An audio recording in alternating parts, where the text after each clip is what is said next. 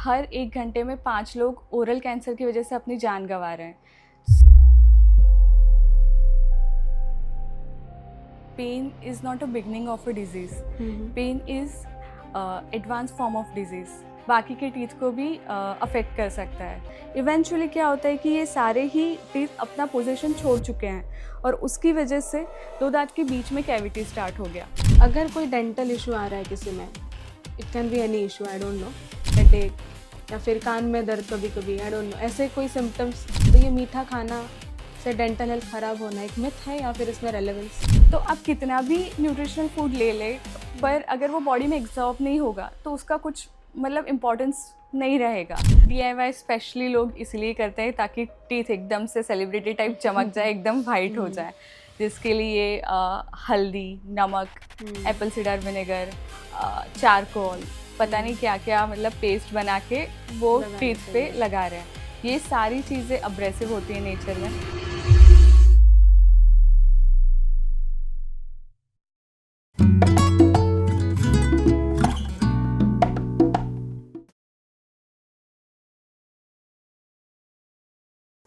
नमस्ते, aspiring dialogue के एक और एपिसोड में मैं निर्जय अनिल कृष्णा आप सभी का स्वागत करती हूँ।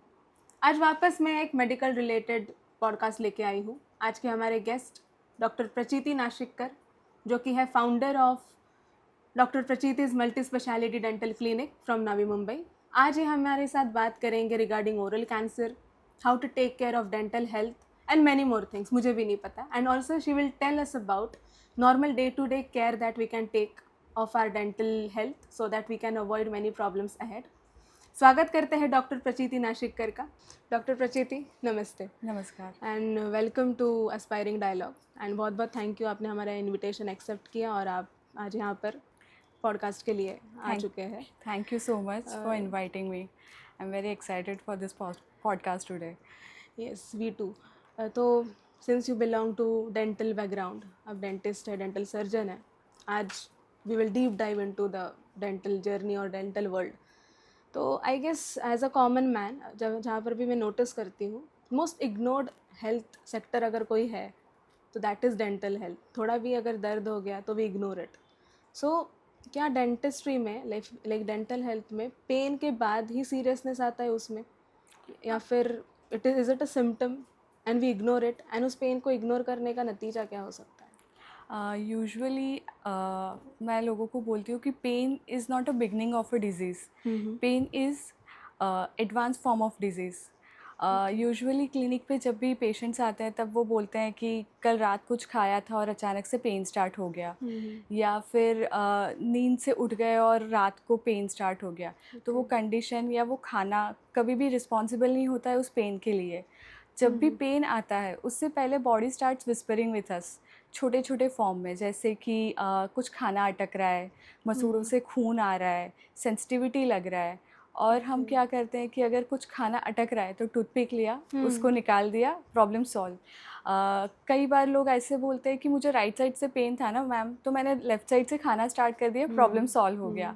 मसूड़े से खून आ रहा था, ठीक है ना, वो मतलब बंद हो गया, तो मैंने सोचा कि कोई प्रॉब्लम नहीं है। तो मैंने इस तरह से काफ़ी पेशेंट्स को देखा है जो हल्के से प्रॉब्लम्स को भी अवॉइड करते रहते हैं, निगलेक्ट करते रहते हैं, और फिर जब वो पेन के फॉर्म में ज़्यादा ऊपर आने लगता है तब इशू इतना ज़्यादा बढ़ चुका होता है, जो छोटा सा ब्लैक स्पॉट आपको दिख रहा था, जो माइनर कैविटी था, जिसको हम सिर्फ फिलिंग से उसको रोक सकते थे वहीं पे, वो अभी रूट कैनाल तक पहुंच गया है, या फिर वो इन्फेक्शन होके इतना ज़्यादा बड़ा फॉर्म ले चुका है कि अभी उस इंसान को वो दांत निकालना ही पड़ेगा। अभी अगर दांत निकाल ही रहे हैं तो ऐसा भी नहीं है कि दांत निकालने के बाद वो प्रॉब्लम वहीं पे सॉल्व हो जाता है। अगर दांत निकालने के बाद टाइमली उसको रिप्लेस नहीं करते हैं तो वो एक अलग विशियस साइकिल स्टार्ट हो जाता है, जिसकी वजह से एक दांत की वजह से अब आसपास के दूसरे जितने भी दांत हैं वो सारे ही इन्वॉल्व हो जाते हैं कैविटी में। अच्छा, one tooth can affect other? हाँ, एक मिसिंग टूथ बाकी के टीथ को भी अफेक्ट कर सकता है। If you want I can show you, please. जैसे कि अभी आप यहाँ पे देखेंगे कि एक मिसिंग टूथ है, उसका अपोजिट टूथ जो है वो हल्का सा नीचे आना स्टार्ट हुआ है। जिसकी वजह से आप देखेंगे तो उसके आगे और पीछे वाले टूथ में हल्का सा स्पेस स्टार्ट हुआ है जहाँ पे खाना अटकना स्टार्ट होता है। सेम मिसिंग एरिया के आगे और पीछे वाला जो टूथ का पोर्शन है वहाँ पे भी वो दोनों टीथ टिल्ट होना स्टार्ट हुए हैं, जिसकी वजह से यहाँ पे भी स्पेस बन रहा है और थोड़ा थोड़ा खाना अटकना स्टार्ट होता है। इवेंचुअली क्या होता है कि ये सारे ही टीथ अपना पोजीशन छोड़ चुके हैं और उसकी वजह से दो दांत के बीच में कैविटी स्टार्ट हो गया। अभी ये कैविटी बढ़ते बढ़ते जितने भी टीथ अपनी जगह छोड़ चुके हैं उन सबको इन्वॉल्व करेगा, फूड लॉजमेंट स्टार्ट होगा और फिर एक मिसिंग टूथ बाकी 3-4 टीथ को साथ में ही डैमेज कर देगा। अच्छा, ओके।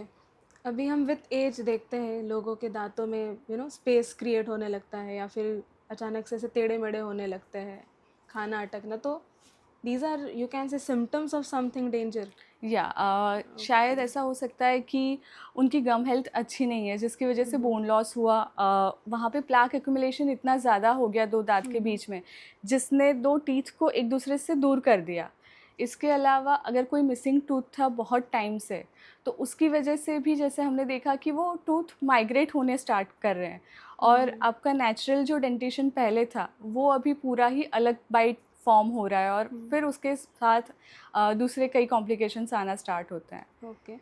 अगर कोई डेंटल इशू आ रहा है किसी में, it can be any issue, I don't know, headache या फिर कान में दर्द कभी कभी, आई डोंट नो, ऐसे कोई symptoms out of the mouth Yes. which are symptom of bad dental health or very much dental risk. relevant and very important topic. कभी अगर किसी ने नोटिस किया है कि उनका जब माउथ ओपन हो रहा है या क्लोज हो रहा है तब क्लिकिंग टाइप का साउंड आता है कान में। इसके अलावा अगर मॉर्निंग में उठ रहे हैं तो कितना भी अच्छे से सोए हो लेकिन मॉर्निंग में रेस्टलेसनेस लगता है, ऐसे लगता है कि टायरिंग है, हेडेक हो रहा है। कभी ऐसे लग रहा है कि आपकी टीथ की साइज़ पहले से छोटी हो रही है। ये सारे सिम्टम्स हो सकते हैं जो आपकी TMJ यानी कि टेम्पोरोमैंडिबुलर जॉइंट जहाँ पे हमारा माउथ ओपन क्लोज होता है उसको अफेक्ट कर रहे हैं। आपकी टीथ की पोजीशन, आपके रात को टीथ का जो ग्राइंडिंग शायद हो रहा होगा, ये सारे सिम्टम्स। और ये क्योंकि हमारा जॉइंट और कान दोनों नज़दीक होता है तो वो सिम्टम्स कभी कभी आपको ईयर पेन या फिर कभी ईयर लॉस, ऐसे भी स्टडीज़ आए हैं जिसमें ईयर का सुनने का कैपेसिटी इस जॉइंट की वजह से थोड़ा सा हैम्पर हो रहा है। अगर डेंटिशन में देखें तो विजडम टूथ का पोजीशन अगर इस तरह से है कि वहाँ पे इन्फेक्शन हो रहा है या किसी रीज़न से वो टूथ बाहर नहीं आ पा रहा है और हाइजीन मेंटेन नहीं हो पा रहा है तो वही पेन आपको ईयर तक फील होगा, आपको स्वॉलोइंग में भी पेन स्टार्ट होगा। तो एक छोटा सा दांत या फिर आपका कुछ टीथ का ग्राइंडिंग, स्लिपिंग के टाइम पे ये सारा अफेक्ट कर सकता है आपके ओवरऑल बॉडी को भी। ईयर में पेन या फिर बहुत बड़े डिजीज़ेस भी इसी में से स्टार्ट हो सकते हैं एक गलत पुअर ओरल हाइजीन की वजह से। ओके। तो अक्सर सुना है कि बहुत मीठा खाने से दांत खराब हो जाते हैं, चॉकलेट्स खाने से दांत खराब हो जाते हैं, बट कई सारे लोगों के डाइट में डेजर्ट होता ही है, मीठा होता ही है, बट स्टिल उनका कईयों का डेंटल हेल्थ अच्छा होता है, कुछ लोगों का नहीं होता है। तो ये मीठा खाना से डेंटल हेल्थ ख़राब होना एक मिथ है या फिर इसमें रेलेवेंस है? रिलेवेंस तो है, मतलब ऐसा नहीं है कि शुगरी कंटेंट आप नहीं खाएंगे तो कैविटीज़ नहीं होगा या बहुत ज़्यादा कंज्यूम करेंगे तो कैविटीज़ नहीं होगा। शुगर कंटेंट की वजह से आपका जो खाना, आपने सपोज़ कुछ आइसक्रीम खाया, चॉकलेट खाया, जो चॉकलेट्स है वो आपके दांत के अंदर जो ग्रूव्स होते हैं उसमें बैठ जाते हैं, चिपक जाते हैं। अभी वो चिपक के रहते हैं और वहाँ पे बैक्टीरिया एसिड फॉर्म करके उस टूथ स्ट्रक्चर को वहाँ के डिमिनरलाइज करना स्टार्ट कर देता है। अगर आपको चाहिए उतना आप डिज़र्ट खा रहे हैं लेकिन उसके बाद आप मेक श्योर कर रहे हैं कि आपका माउथ आप अच्छे से वॉश कर रहे हैं, अच्छे से गागल कर रहे हैं, कहीं पे फूड स्टिक हुआ नहीं है। अगर आप नॉर्मल पापड़ भी खा रहे हैं तो वो भी दांत में अटक जाता है, पॉपकॉर्न भी दांत में अटक जाता है। तो उसमें शुगर नहीं है लेकिन स्टिल वो क्योंकि खाना कभी भी दांत में अटक रहा है, वो शुगरी कंटेंट है या नहीं है, पर दांत में अगर खाना लंबे टाइम तक फंसा रह रहा है तो वो कैविटी के लिए रिस्पॉन्सिबल है। इसके अलावा ब्रशिंग टेक्निक है, आपके सलाइवा का पीएच है, आपकी जेनेटिक्स है, ये सारी चीज़ें भी मैटर करती है कि एक इंडिविजुअल का ओवरऑल पूरा ओरल हाइजीन कैसे रहेगा। आपने सलाइवा के पीएच की बात करी, मतलब that is something related to acid concentration, right? हाँ। तो वो मेंटेन करना अपने हाथ में होता है या फिर सिर्फ हम इतना कर सकते हैं कि हम हाइड्रेटेड रखें खुद को। मतलब जैसे बॉडी को हाइड्रेशन की ज़रूरत है, वैसे ही आप जितना पानी पिएंगे या जितना अपने आप को हाइड्रेटेड रखेंगे, उतना आपका माउथ का क्लिनजिंग नॉर्मली होते रहेगा। बॉडी सेल्फ क्लीनिंग ही करते रहेगा और आपका माउथ भी फ्रेश रहेगा, बेड ब्रेथ का जो इश्यू होता है वो भी नहीं रहेगा और पीएच भी मेंटेन रहेगा इससे। तो वही एक हम कर सकते हैं। या फिर अगर आपको ड्राई माउथ है तो फिर आप च्युइंगम्स, शुगर फ्री च्युइंगम्स वगैरह च्यू करने का हैबिट अडेप्ट कर सकते हैं। ओके, एक इम्पॉर्टेंट टॉपिक यहाँ पे बात करना चाहूँगी, ओरल कैंसर के बारे में। तो what exactly oral cancer is, कैसे होता है, क्या डेंटल हेल्थ का इसमें कितना रोल है, हमारी गलती के वजह से, मतलब खुद की गलती की वजह से हो रहा है या फिर सम एक्सटर्नल और dietary factors are responsible? There are multiple factors. India में अभी एनुअली एक लैंसेट रिपोर्ट के हिसाब से 75 to 80,000 individuals cancer, oral cancer से डिटेक्ट हो रहे हैं। इसके अलावा अगर आप और ज़्यादा डीपली देखेंगे तो हर 1 घंटे में 5 लोग ओरल कैंसर की वजह से अपनी जान गंवा रहे हैं। सो ओरल कैंसर टोबैको की वजह से या any form of tobacco which we consume, इन सब की वजह से ओरल कैंसर एक बहुत बड़ा इशू हो गया है या एक बहुत बड़ा प्रॉब्लम है एटलीस्ट इंडिया के लिए। और जिसका ग्रेविटी हम समझ सकते हैं कि जब भी हम मूवीज़ देखने जाते हैं उस टाइम पे सबसे पहले वही एड, मतलब एक कैंपेन चलाया है गवर्नमेंट ने टू स्प्रेड अवेयरनेस। अभी कैसे होता है कि यूजुअली लोग ऐसे समझते हैं कि टोबैको च्यूइंग तो नॉर्मल है, कूल है। लोगों को लगता है कि टोबैको च्यूइंग या स्मोकिंग करने से फ्रेंड्स बनते हैं या नेटवर्किंग अच्छी हो पाती है। तो ऐसा एक्चुअल में नहीं होता है। जब इंडिविजुअल जो पान मसाला गुटखा वगैरह खाते हैं वो क्या करते हैं कि वो जो भी मसाला वगैरह रहता है वो अपने चिक के किसी कॉर्नर में या लिप के किसी कॉर्नर में बहुत लंबे टाइम तक वैसे ही छोड़ देते हैं। अभी वो वहाँ पे रहने की वजह से वहाँ के जो टिश्यूज़ हैं, मतलब हमारे लिप के अंदर या गाल के अंदर का जो सॉफ्ट पार्ट है, जो सॉफ्ट स्किन है, वहाँ पे टोबैको की वजह से जो कार्सिनोजेनिक एजेंट्स निकल रहे हैं वो कंटिन्यूसली उस स्किन को इरिटेट कर रहे हैं। कंटिन्यूसली वहाँ पे ट्रॉमा लग रहा है। मतलब अगर आपको हाथ पे कुछ छिल गया है तो आप उसको प्रोटेक्ट करेंगे, क्रीम लगाएंगे, जेल लगाएंगे। ये अगर आपको छिल गया है तो आप उसको और रब नहीं करेंगे। वही चीज़ मसाला खाने वालों के साथ होता है कि वो कंटिन्यूस ट्रॉमा में ही रह रहा है वहाँ का स्किन। अब वहाँ पे क्या होता है कि इस कंटिन्यूस ट्रॉमा की वजह से, अल्कोहल की वजह से अगर उसके साथ ही कंज्यूम हो रहा है तो वहाँ के जो सेल्स है वहाँ पे हल्का सा माल फंक्शनिंग बोल लीजिए कि माल फंक्शनिंग हो जाता है और अनऑर्गेनाइज्ड वे में अनकंट्रोल्ड सेल मल्टीप्लिकेशन स्टार्ट हो जाता है और वो सेल मल्टीप्लिकेशन फिर कैंसर के फॉर्म में दिखना स्टार्ट हो जाता है। टोबैको के अलावा एक मेन चीज़ जो है वो डाइटरी कंसर्न्स, जैसे आपने बोला कि माल नरिश है या फिर न्यूट्रिशनल डेफिशिएंसी है, उसकी वजह से भी कैंसर हो सकता है। मतलब आजकल लोग बहुत ज़्यादा कॉन्शियस है कितना फाइबर होना चाहिए प्लेट में, कितना प्रोटीन होना चाहिए, इतना ही खाना है, कौन सा वीगन डाइट फॉलो करेंगे, कीटो डाइट फॉलो करेंगे।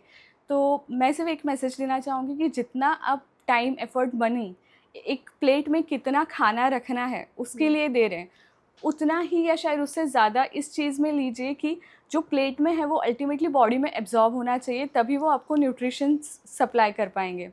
अगर वो फूड, आप कितना भी न्यूट्रिशनल फूड खा रहे हैं लेकिन वो बॉडी डाइजेस्ट नहीं कर पा रहा है या च्यूइंग, आपका ओरल हाइजीन अच्छा नहीं है जिसकी वजह से फूड च्यूई नहीं हो पा रहा है, तो डाइजेशन नहीं हो पाएगा और डाइजेशन नहीं हो पाएगा तो बॉडी उसके न्यूट्रिएंट्स एब्जॉर्ब नहीं कर पाएंगे।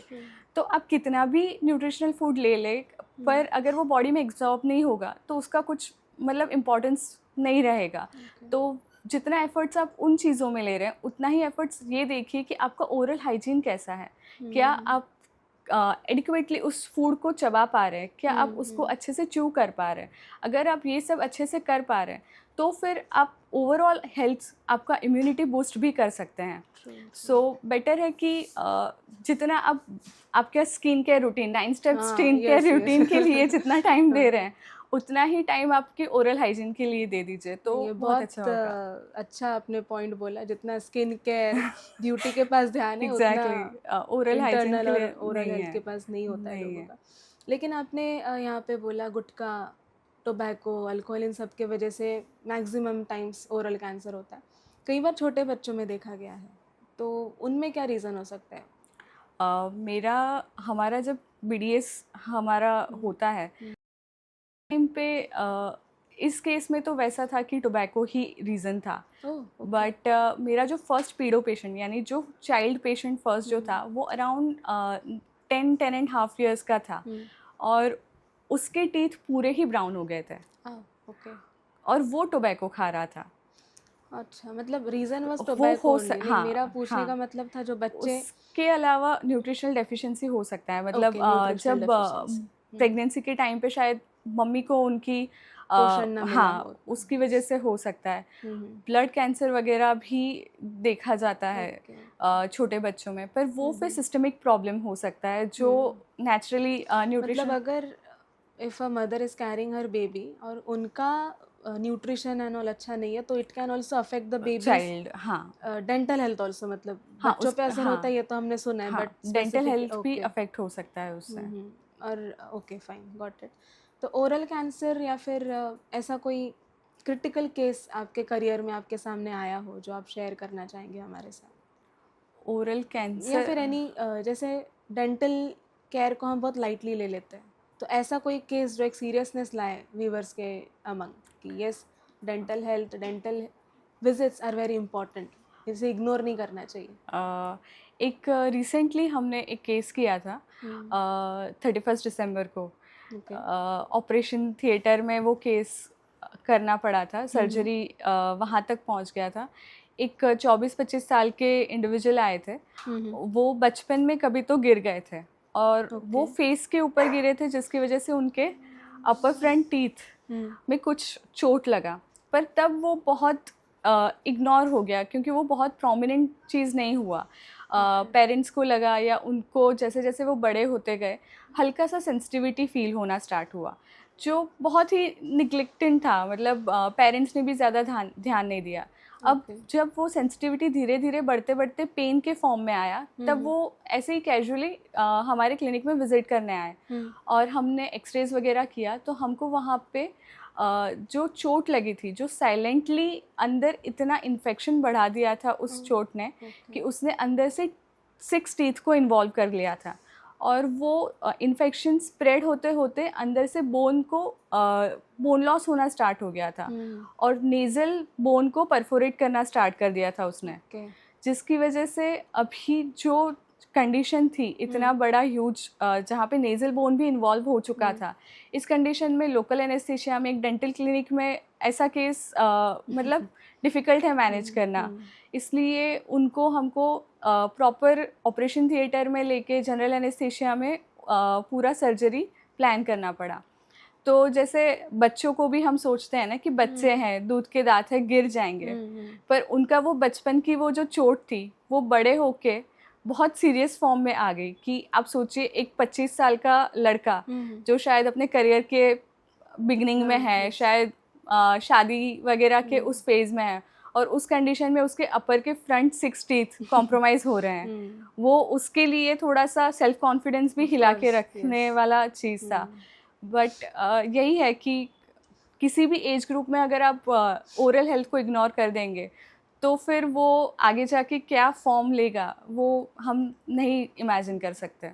एक ऐसे ही सवाल आया मन में, आई डोंट नो रेलेवेंट है या नहीं। अगर मिल्क टीथ में कोई प्रॉब्लम है बच्चों के तो और वो दांत गिर गए, है ना, ऑफ कोर्स, तो लेटर ऑन जो परमानेंट टीथ आती है उसमें वो कैरी फॉरवर्ड होता है या फिर मिल्क टीथ गिर गए इस वजह से ख़त्म, ऐसे होता है? मोस्ट ऑफ केसेस में अगर आपका कैविटी हुआ है मिल्क टूथ में, इन्फेक्शन हुआ है पर रिकरेंट इन्फेक्शन हुआ है या बहुत ज़्यादा इन्फेक्शन एक्सट्रीम लेवल तक नहीं पहुंचा है, तो जैसे ही मिल्क टीथ शेड हो जाते हैं उसके साथ प्रॉब्लम सॉल्व हो जाता है। पर अगर कभी पेरेंट्स बहुत ज़्यादा निग्लेक्टेंट होते हैं कि बहुत ज़्यादा ठीक है, मतलब दूध के दांत है, गिर जाएंगे, और वो इन्फेक्शन कभी कभी जो मिल्क टीथ के नीचे परमानेंट टीथ है वहाँ तक अगर इन्फेक्शन पहुँच गया तो फिर वो परमानेंट टीथ को भी अफेक्ट करना स्टार्ट कर सकता है। इसके अलावा अगर अर्ली एज में, जैसे कि किसी एज में 10 years की एज में कोई टूथ शेड होना था उसकी जगह वो 7 या 8 ईयर्स में शेड हो गया। तो उसकी वजह से अभी जो उसके नीचे जो परमानेंट टूथ था उसका पाथ खो गया। अच्छा, उसको नहीं समझ में आ रहा है कि अभी मुझे कौन से साइड आना है। तो आप देखेंगे कि कभी गाल की तरफ से टूथ इरप्ट हो रहा है, कभी पैलेट की तरफ से आ रहा है। तो ये सारे मिल्क टूथ का ध्यान न रखने की वजह से हो सकते हैं। अपने व्यूवर्स को अगर बताना है कि daily DIY techniques to take care of your oral health and what are the things they should avoid, एक एज अ मैसेज अगर आपको देना है तो डूज एंड डोंट्स का list I would say. Dos and don'ts में DIY specially लोग इसलिए करते हैं ताकि टीथ एकदम से सेलिब्रिटी टाइप चमक जाए, एकदम वाइट हो जाए, जिसके लिए हल्दी, नमक, एप्पल सिडर विनेगर, चारकोल, पता नहीं क्या क्या मतलब पेस्ट बना के वो टीथ पे लगा रहे हैं। ये सारी चीज़ें अब्रेसिव होती हैं नेचर में, मतलब वो सैंड पेपर जैसे काम करती है आपके टूथ के स्ट्रक्चर पे। मतलब जब भी आप ये सारा अप्लाई कर रहे हैं तब वो टूथ का जो आउटर मोस्ट लेयर है इनेमल उसको रफ करना स्टार्ट कर देती है। और ये कंटिन्यूअस एप्लीकेशन की वजह से वो रफनेस की वजह से आपका इनेमल लॉस होना स्टार्ट होता है और सेंसिटिविटी का इश्यू स्टार्ट हो जाता है। तो ये तो मतलब बिग नो है कि ऐसा कुछ भी नहीं करना है। अगर आपके पास इतनी भागती दौड़ती ज़िंदगी में इतना टाइम है कि आप किचन में जाके 3-4 इंग्रेडिएंट्स मिक्स करके आपके टीथ पे अप्लाई कर रहे हैं, तो उससे बेटर है कि 2 minutes morning, 2 minutes night, 4 minutes ही चाहिए हमको अच्छे से ब्रश करने के लिए पूरे 24 आवर्स में। उतना कर लेंगे उतना सफिशिएंट है आपके नेचुरल टीथ को हेल्दी और मतलब ओरल कैविटी को क्लीन रखने के लिए। इसके अलावा DIY में लोग अगर टूथ में पेन हो जाता है तो फिर कभी कभी बाम लगा लेते हैं या कभी कुछ एलम जैसा कुछ वहाँ पे भर देते हैं और खुद से ही पेन को रिजॉल्व कर लेते हैं। तो वो भी अंडरलाइंग प्रॉब्लम को और ज़्यादा क्रिटिकल सिचुएशन में लेके जाता है। तो अगर पेन हो रहा है एलम वाला तो काफ़ी पॉपुलरली सुना है, हाँ, मतलब बचपन से कि वो फिर मतलब वो सिर्फ कहीं और पे गम्स में इरिटेशन करना स्टार्ट कर देता है, आपका कॉन्शियस बॉडी पूरा दूसरी जगह चला जाता है। कैविटी तो बढ़ ही रहा है, उसमें आपको कुछ वो प्रॉब्लम सॉल्व नहीं कर रहा है, वो सिर्फ उतना टाइम आपको निकाल के दे रहा है कि इस टाइम पे अभी मेरा पेन था, पेन चला गया, बस उतना ही शायद उसका इफ़ेक्ट है, उससे ज़्यादा वो कुछ हेल्प नहीं कर पा रहा है। I was reading about you and you had talked about considering oral health during pregnancy planning. So what exactly is this? Pregnancy planning मतलब I have worked for 11 years, मतलब 11 years का practice में I have seen so many girls coming to the clinic literally crying कि उनका pregnancy का time चल रहा है, parents मतलब would be parents both are very happy, पर वो लड़की टूथ एक से बहुत ज़्यादा परेशान है।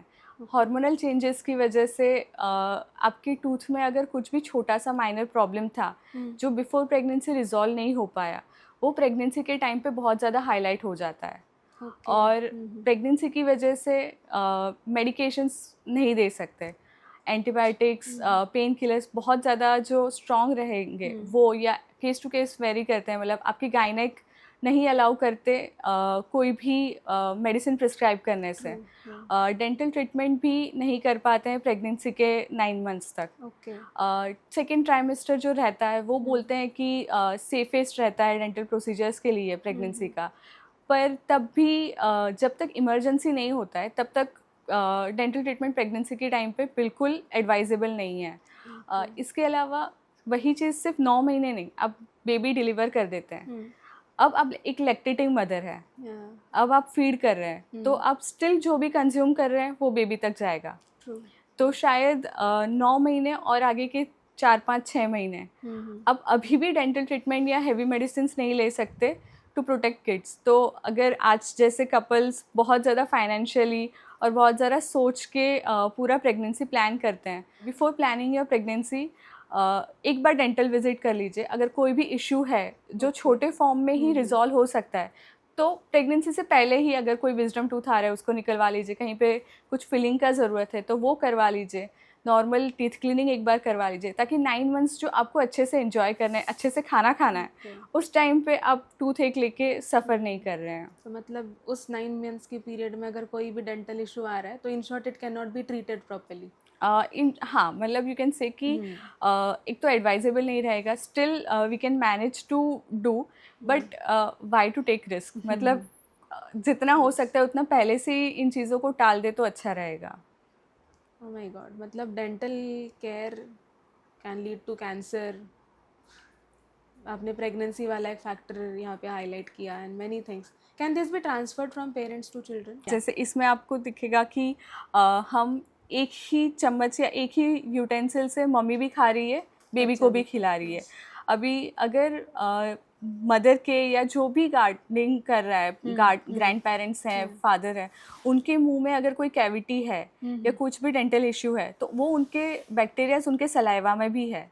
सेम यूटेंसिल्स यूज़ करने की वजह से वही बैक्टीरियाज, वो सलाइवा वाला बैक्टीरिया अब आपके बच्चे के मुंह में दे रहे हो, तो एक यहाँ से सप्लाई हो रहा है. सेकेंडली, हम यूजुअली खाना चेक करते हैं गर्म है क्या नहीं, ठंडा करने के लिए थोड़ा सा फूंक मारते हैं, तो वहाँ से भी थोड़ा सा सलाइवा आपके बच्चे के खाने में जा सकता है और वहाँ से उनको पहुँच सकता है.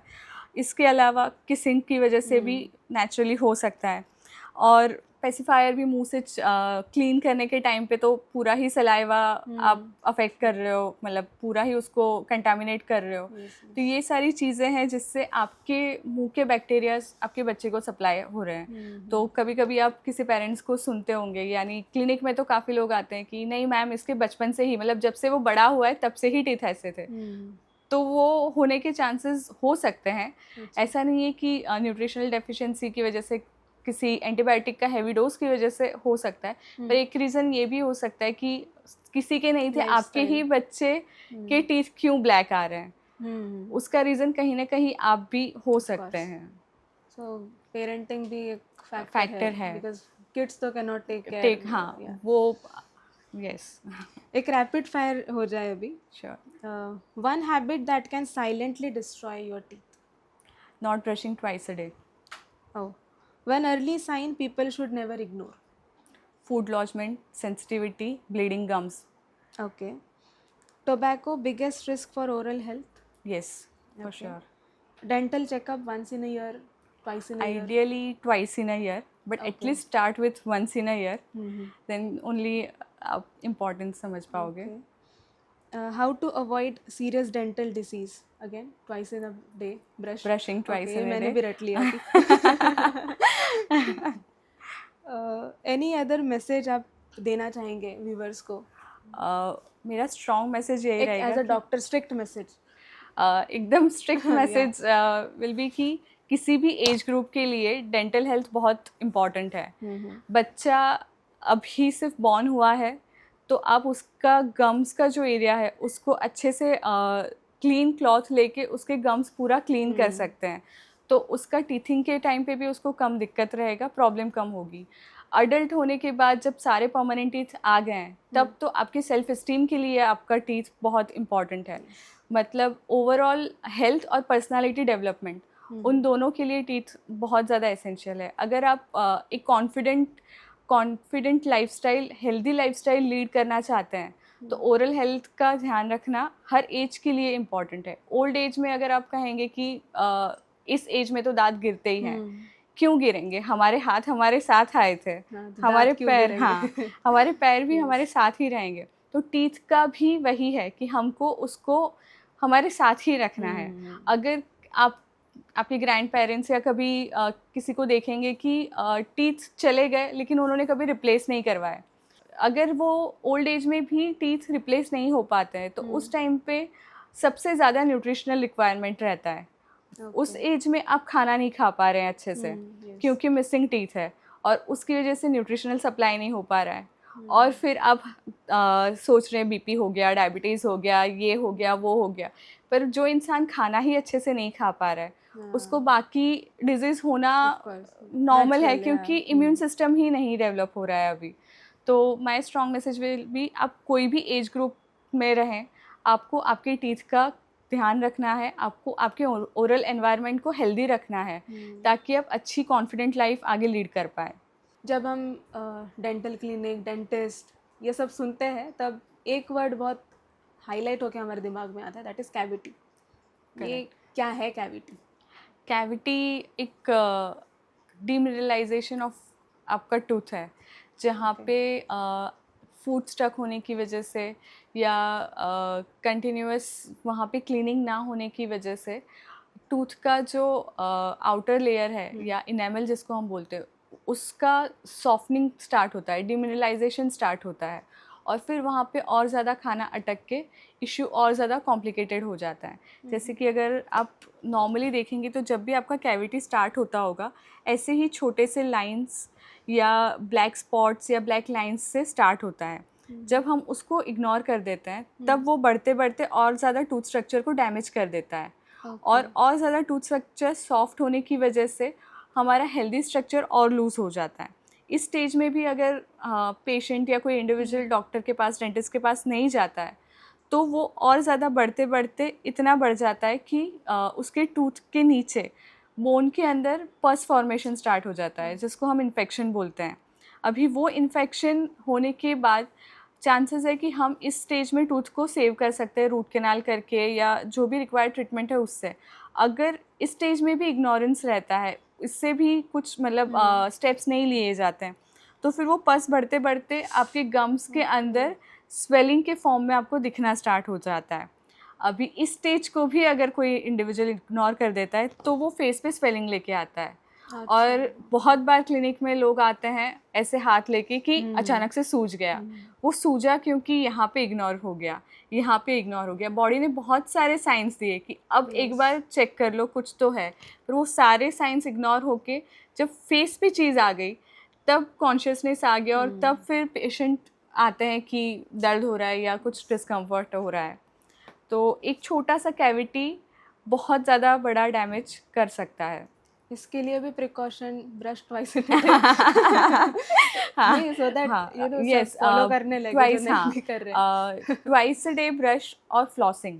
फ्लॉसिंग मतलब दो दांत के बीच में एक थ्रेड जैसे रहता है। अच्छा, okay. दो दांत के बीच में आपको जैसे हम ब्रश करते हैं तो ऊपर से कर सकते हैं, साइड से कर सकते हैं, पर दो दांत के बीच में नहीं हो पाता है। तो जो एक थ्रेड जैसे होता है वो आपको दो दांत के बीच से गम्स के ऊपर से टूथ को क्लीन करने में हेल्प करता है। ये नॉर्मल मार्केट में डेंटल फ्लॉस करके मिल जाता है। ओके। वो आप यूज़ करेंगे तो कहीं पे अगर खाना चिपका हुआ है, प्लाक फॉर्म हो रहा है दो टीथ के बीच में, तो आप इजीली उसको क्लीन कर सकते हैं। तो वो आपका गम का हेल्थ भी अच्छा रखेगा और ओवरऑल टीथ का भी हेल्थ अच्छा रखेगा। Okay, flossing, flossing, dental flossing. Thank you so much, बहुत इन्फॉर्मेटिव था। मतलब इवन आई गेस मैं और जो एजुकेटेड क्लास भी है, maybe they even are not aware of the seriousness of good dental health, and thank you for making our viewers aware of this. Thank you I so hope much. to see you again. एक और अच्छा dental care related topic लेके आएंगे. Sure. And thank you so much for coming to Aspiring Dialogue. Thank you so much.